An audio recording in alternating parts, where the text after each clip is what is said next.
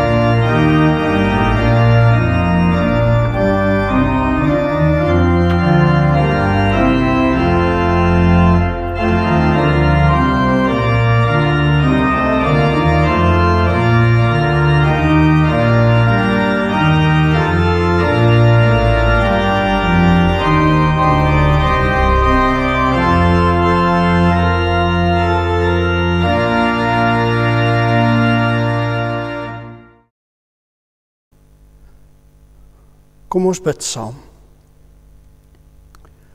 O Heilige Gees, U wat Jesus opgewek het uit die dood, ek bid dat U my geestesoë sal oopmaak, sal verhelder, sodat ek kan weet watter groot krag daar is, wat U uitoefen in ons wat glo.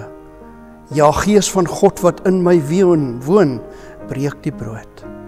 Breek die brood in die woord vir my, kom en heilig my. Troos my, sterk my, lei my, leer my. Gees van God, kom heilig my. Gees van God wat lewend maak, vul my meer en vorm my vanoggend tot U eer. Ja, troos my, lei my, sterk my. Gees van die lewende God, maak my al meer U beeld gelyk. Breek vir my die woord. Amen. Ons skriflesing vir oggend is Romeine 8 vers 5 tot 9 en die opskrif is lewe deur die Gees. Nou ek gaan dit vir u lees. Die wat hulle deur die sondige natuur laat beheers, hou hulle besig met die dinge van die sondige natuur. Maar die wat hulle deur die Gees laat beheers, hou hulle besig met die dinge van die Gees. Die dinge waarmee die sondige natuur van die mens hom besig hou, loop uit op die dood. Maar die dinge waarmee die Gees hom besig hou, bring lewe en vrede. Die dinge waarmee die sondige natuur van die mens hom besig hou, is immers vyandskap teen God. Die wat hulle deur die sondige natuur laat beheers, kan nie die wil van God doen nie. Vers 9. Julle word egter nie deur julle sondige natuur beheers nie, maar deur die Gees, want die Gees van God woon in julle. Julle oor kan ons bly mense wie se seun verlede jaar universiteit toe moes gaan, en hulle koop toe vir hom 'n karretjie waarmee hy nou universiteit toe kan ry van die huis af, nee. Nou, ek het eers gesien hoe hulle die karretjie goed deurkyk, met die vorige eienaar van die karretjie gepraat het, en toe uiteindelik die karretjie gekoop het. Toe het hulle hom poleer en ewe mooi en deftig daarmee gery, trotse eienaar van die nuwe voertuigie. Nou, dit het goed gegaan vir 'n rukkie, en elke oggend vroeg dan hoor ek daar ry hy, en in die namiddag dikwels het ek hom gesien en gehoor terugkom. Maar dit het nie lank gehou nie. Eendag kom ek by die huis aan, en hier staan die ding voor my inrit, engine kap oop, en hulle karring, maar die kar wil nie vat nie. Later is die battery pap, en ek vra of ek hulle kan help, hulle sê ja, as ek net vir hulle 'n jumpstart kan gee, so trek ek my voertuig se neus by hulle karretjie, haal die kabels uit, koppel dit tussen die 2 batterye, en daar skop my voertuig se battery, hulle battery in die lewe, en die karretjie, daai ou karretjie se engine hy draai soos 'n jet engine, maar hy start nie. Het jy petrol ingegooi, vra ek? Ja meneer, hy is byna vol. Ok, fuel injection, ons kan nie regtig kyk nie, ek is te dom daarvoor, maar ons probeer weer, maar niks, hy draai, maar die engine is so dood soos 'n mossie.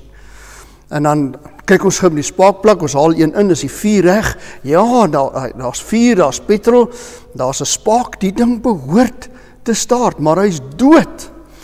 Ons sleep hom toe maar 'n paar tree op na hulle huis toe, en daar staan hy, neus in die verkeerde rigting, 2 wiele op die sypaadjie, 2 in die pad, amper soos 1 been in die grond, op die grond, en 1 been in die graf, nee, lang staan hy so. Natuurlik, intussen word die battery gecharge, en dan die een Saterdag hier kom die mechanic, en hy torring hier, en hy draai hier, en toets daar, en draai weer vas, en los, en kort probeer hy start, niks nie. So gaan die dag verby, sonder sukses, en dit word donker, die kar staan, nutteloos. Die eienaar en sy seun is gefrustreerd, die ou karretjie wat hulle nou so na uitgesien het om hulle te help, kan ry, hy veroorsaak nou baie moeite, dis nou 'n las. Skielik moet daar ander reëlings getref word met die gesin se ry universiteit toe en die pa en die ma werk toe, en dit sit ekstra druk op die gesin. Dan kom die mechanic weer die volgende Saterdag, en 'n paar uur later hoor ek, ja, daar vat hy, en hy ref al harder, en nog meer, en dan begin hy hoes, en proes, en hy sluk, en hy skiet, en hy vrek, en dan karring hulle weer, en ja, daar vat hy, en dan mis hy, en dan hoor jy, nee wat, hier is 'n groot fout. Hy vat, en dan vrek hy, en dan ref hulle om, en dan vrek hy weer, en dan bly hy sommer nou vrek. En daar staan hy, kopkrap, moeite, als verniet, ek stap oor, ek vra, wat is die fout? Nee, sê die mechanic, hy dink is die computerbox, ons moet 'n ene kry. Volgende Saterdag is hy daar met 'n ander computerbox, sit hom in, battery gecharge, start, hy vat dadelik, maar hy hoes en hy proes, en dan vrek hy, en dan, die volgende oomblik is hy net klaar, hy vat net nie weer nie. En later sien ek net boute en moere waai, en kort is daar 'n onderdeel wat op die sement lê voor die karretjie, en daar's 'n seentjie van 3 of 4 jaar, hy begin sommer daar met die goed speel, sy hande vol oor, sy pa is gefrustreerd, ja, en ek besef, soos hulle werk in die ding, die fout lê dieper as die computerbox, dieper is wat hulle gedink het, en hulle soek, en uiteindelik maak hulle los tot hulle by die head, soos ons dit noem, fout kom nie, en daar lê die fout, die welfs is gebuig. Nou ja, hy word afgehaal, dit word reggemaak, volgende week is hulle terug, battery is gecharged, die stukke is aan mekaar gesit, en alles is getoets, en toe hulle die sleuteltjie draai, hy start, en hy loop soos 'n horlosie. Ref so bietjie meer, ja man, die ding hy is nou reg, nee. Almal is verlig, en almal glimlag, en dit klim in, hulle gaan ry en kom terug, alles is honkie-dorie, die probleem is uitgesort, die swaarmoedige donker gesigte sien ek is skielik helder, daar's lig, nou kan die gesin se rypatrone weer normaliseer. Nou 'n dag of 2 daarna, hoor ek 'n kar weer hoes en proes en sluk en vrek en start, en dis dieselfde karretjie. En hulle sukkel om hom so al startende, vrekkende, reffende by die oprit op te kry, dat hy daarom by die huis kom, en daar dooi hy, en daar staan hy. Skop teen die wiel, baksteen agter die wiel, ek stap oor, en ek sê, Jesus, wat is nou fout? Nou na 'n paar kragwoorde, waarvan ek nog min in my lewe gehoor het, is dit vir my duidelik, dat die masjien in sy ding is, as hy is klaar. Nee, soveel tyd, geld, frustrasie, soveel uitsien na die kar, en nou daar niks meer nie, hy moet nou waai, sê hy, ons is klaar met hom.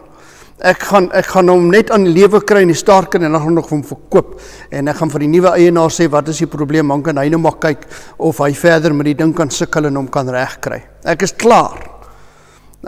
Ek het net hierdie ellende, hy's net vir my ellende, en spanning, en onkoste, en alles wat sleg is, ek wil hom nie meer hê nie.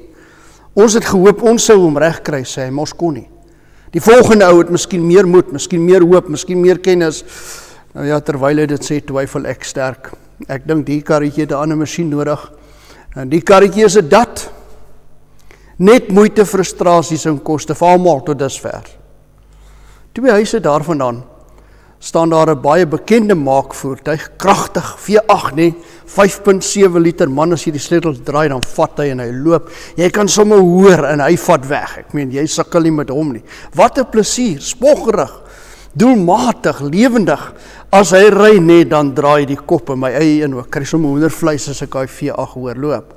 2 karre. Die een loop, ander is dood. Dit laat my dink aan wat Paulus oor mense skryf hier in Romeine 8. Hy sê daar's 2 soorte mense. Daar's die dooies. Hy praat nie van die dooies wat in die graf is nie. Hy praat van die lewendige mense wat eintlik dood is. Daai soort mens. Daar's dooies, soos die karretjie aan die oorkant, nee, hoesproes, sluk, vrek, moeite, frustrasie, hartseer, staan. En dan sal die ander soort mense, sê hy, die lewende mense. Ek lees dit vanmôre uit die kindervriendelike vertaling wat Joubert hulle geskryf het, Romeine 8 vers 5 tot 8. Hy sê, daar is 2 soorte mense. Die wat toelaat dat die sonde hulle baas is, en die wat toelaat dat die Gees hulle lei. Mense wat sonde doen, sê hy, is eintlik al klaar dood. Hulle is God se vyande. Hulle luister nie meer wat God sê nie. Mense wat na die Heilige Gees luister, hulle lewe. Hulle het vrede. Hulle gaan vir altyd lewe. Nou as jy nou vanoggend een van die dooies is, nee, dan is die vraag, het ek 'n kans? Kan ek verander of is dit nou maar so? Jy het 'n kans.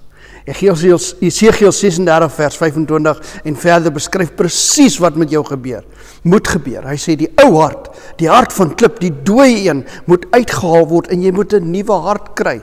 Dis nie net 'n verstelling wat jy moet maak nie, dis 'n totale vervanging, 'n operasie, 'n hartoperasie wat jy self nie kan uitvoer nie. Wie is die chirurg? Die Heilige Gees. Nou hoe doen hy dit? Hoe vervang hy jou ou hart met 'n nuwe een? Julle, hy laat jou eers doodgaan. Dis presies wat moet gebeur. Jy moet eers sterf, jy moet eers doodgaan. Jesus sê, as iemand agter my aan wil kom, moet hy homself verloon, sy kruis opneem en my volg.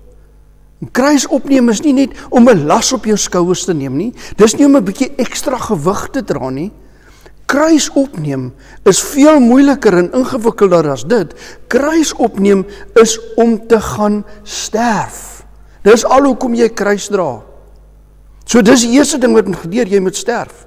Met al jou begeertes, drome, gedagtes, planne, alles. En dan wanneer dit gebeur het, sit die Heilige Gees vir jou 'n nuwe hart in. Dan skep die Heilige Gees 'n nuwe mens, dan begin hy 'n nuwe lewe, 'n lewe wat God kan volg. En dis presies wat ons lees in Esegiel 37 van daai klomp dooie bene wat daar lê, en dan wanneer die Gees van God op hulle kom, dan word hulle opgewek en hulle staan op en hulle het lewe. Eers sterf, dan lewe. Die Heilige Gees lei jou eers in die dood, in die sterwe in, en dan van daar af in die nuwe lewe in. As jy moet gesukkel, gefrustreerd, disfunksioneel dood, voel jy ook om sommer so te skop en 'n klip agter die wiel te sit. Nou ja, eintlik is dit 'n goeie plek om te wees, nee. Laat die Heilige Gees vandag vir jou nuwe lewe gee, en ek weet die Gees praat nou met jou, jy weet watter een van die voertuie jy mee kan assosieer. Die vraag is jy nou bang vir so 'n operasie, vir die dood en die lewe? Natuurlik. Sal dit die moeite werd wees? Natuurlik. Eugene Peterson skryf dat die nuwe lewe, enige nuwe lewe begin by die graf. Dis waar. As jy by die nulpunt kom, by die einde kom, waar daar niks meer is nie, dan is dit die begin van nuwe lewe. As jy by die doodloopstraat kom, moeg geveg, oorgegee, dan begin nuwe lewe. En hierdie nuwe lewe is radikaal anders. Dis 'n lewe in gehoorsaamheid aan God. Dis 'n lewe wat voortdurend soek na die wil van God en dit te doen, want dis 'n wie uit lewe.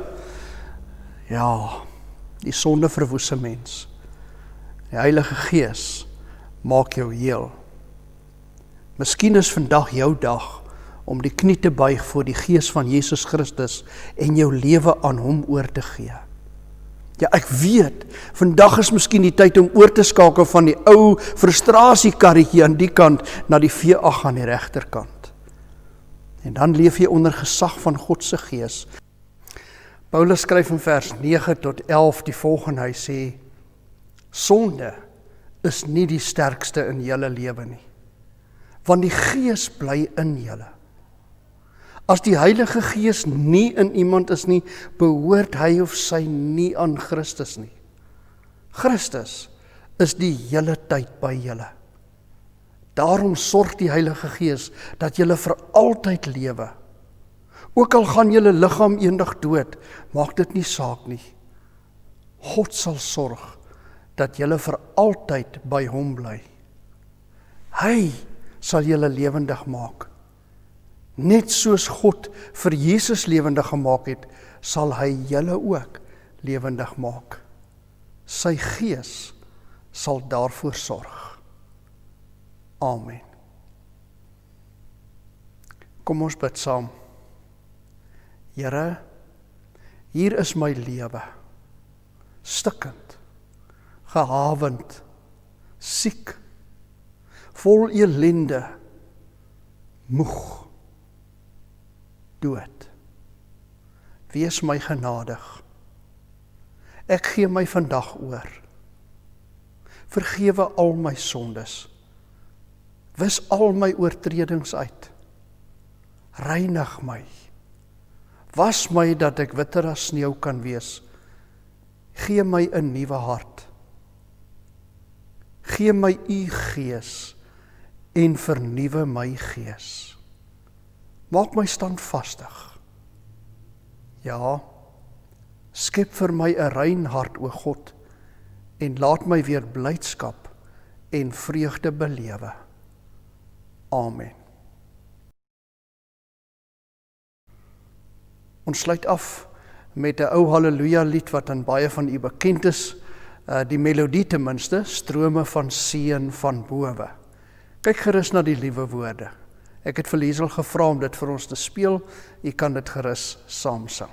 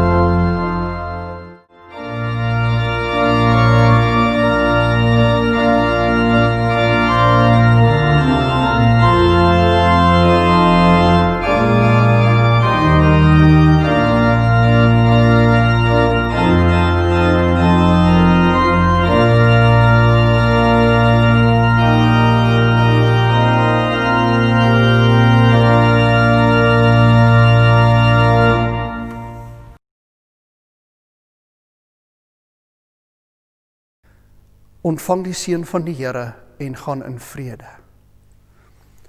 Die Here sal jou hoor. Hy sal jou genadig wees. Hy sal jou red. Hy sal jou gebed verhoor en aan jou vrede gee.